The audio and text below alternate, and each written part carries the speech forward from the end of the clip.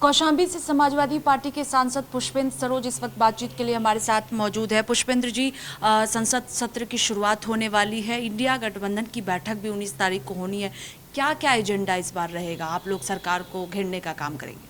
देखिए, जो संसद सत्र मानसून का चालू होने वाला है, इस बार इंडिया गठबंधन एकजुट होकर के ऑपोजिशन की आवाज़ को वहाँ पे बहुत मजबूती से रखने के लिए पूरी तरीके से तैयार है।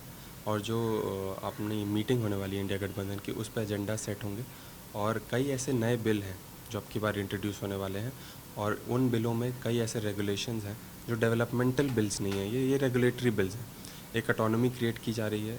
जिस तरीके से सरकार हर जगह तानाशाही दिखा करके पकड़ अपने लोगों को बैठाना चाह रही है, चाहे वो वन नेशन वन इलेक्शन का हो, चाहे वो स्पोर्ट्स बिल हो, और ऐसे कई 7 या 8 बिल है जो अब की बार इंट्रोड्यूस होंगे। तो एकजुट होकर के लोगों के हितों की आवाज़ वहाँ पे उठेगी और लोगों के मुद्दे वहाँ पे उठेंगे। बहुत से लोग अपने लोकल इश्यूज़ को भी लेकर आएंगे और नेशनल इश्यूज़ को भी वहाँ पे उठाया जाएगा। बिहार में जिस तरह से एसआईआर का काम हो रहा है, राहुल गांधी की बात करें या और भी विपक्षी पार्टियों की बात करते हैं, लगातार इस पर सवाल उठ रहे हैं। किस तरह से इसको देख रहे हैं आप? क्योंकि अगर हम टीडीपी की बात करें तो आपने देखा था कि पिछले दिनों उन्होंने भी कहा कि जिन राज्यों में चुनाव हो 6 महीने पहले एसआईआर का काम ना हो। राहुल गांधी ने फिर से सवाल उठाया। देखिए, हम ही नहीं, पूरा देश देख रहा है कि बिहार में क्या चल रहा है।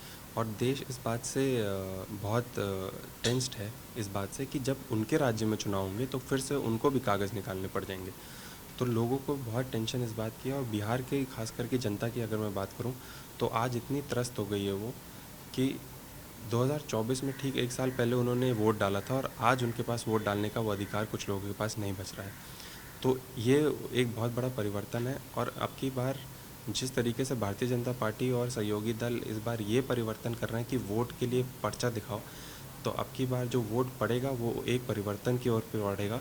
तेजस्वी जी और राहुल जी का जो रैली में भीड़ उमड़ रही है और जो इंडिया गठबंधन बहुत मजबूती से चुनाव वहाँ पे लड़ रहा है, एक परिवर्तन की लहर बिहार में पड़ रही है। और अपना वोट का अधिकार, संविधान बचाने का अधिकार, सबका अधिकार को लेकर के खुद चुनाव जनता लड़ रही है वहाँ पे। इसके खिलाफ भी आप लोग संसद सत्र में आवाज़ बुलंद करेंगे, इस मुद्दे को उठाएंगे? देखिए, इसकी मीटिंग 19 तारीख को होने वाली है। संयुक्त इंडिया गठबंधन की जो मीटिंग होने वाली है, माननीय तेजस्वी जी ने इसका मीटिंग बुलाई है और मल्लिकार्जुन खड़गे जी वहाँ पे रहेंगे। और पूरे इंडिया गठबंधन इस पे एक रणनीति बनाएगा किस तरीके से, क्योंकि ये बहुत बड़ा मुद्दा है। पूरा देश हमारा ये जानना चाहता है कि क्या 2000, ठीक है, 1 साल पहले जो चुनाव हुए थे, क्या वो गलत थे? तो भारतीय जनता पार्टी फिर उस पर भी कार्रवाई करे, सरकार उस पर भी कार्रवाई करे।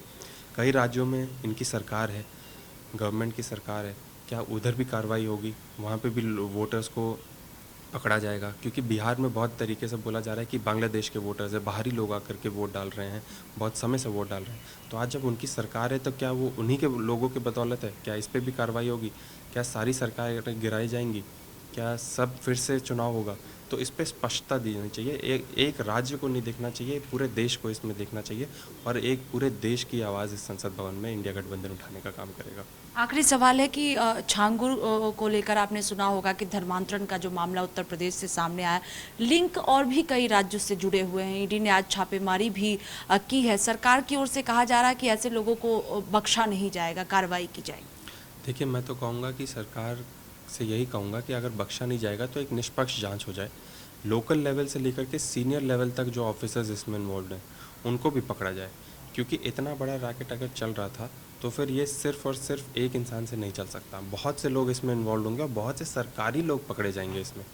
और जब देरी आई दुरुस्त आई सरकार और अब जाके छापेमारी कर रही है, इतने साल सरकार के नाक के नीचे ये चल रहा था, तो आज जब जितने लोग के नाक के नीचे उस समय ये चलाने में वो बिल्कुल बहुत इजी प्रोसेस में उसका साथ दे रहे थे, तो आज जब एक निष्पक्ष जांच हो तो सरकारी लोग जो है पाए जाएं, उन पे भी कर सख्त कार्रवाई हो।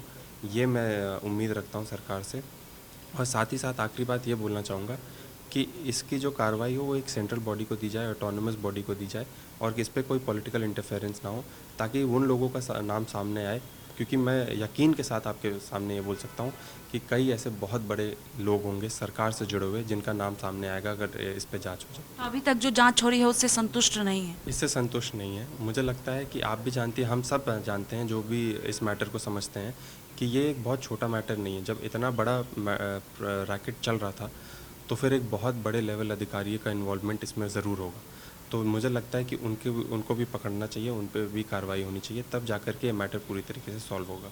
बहुत शुक्रिया बातचीत के लिए। कैमरा पर्सन सचिन के साथ स्वाति पाठक, भारत समाचार, दिल्ली।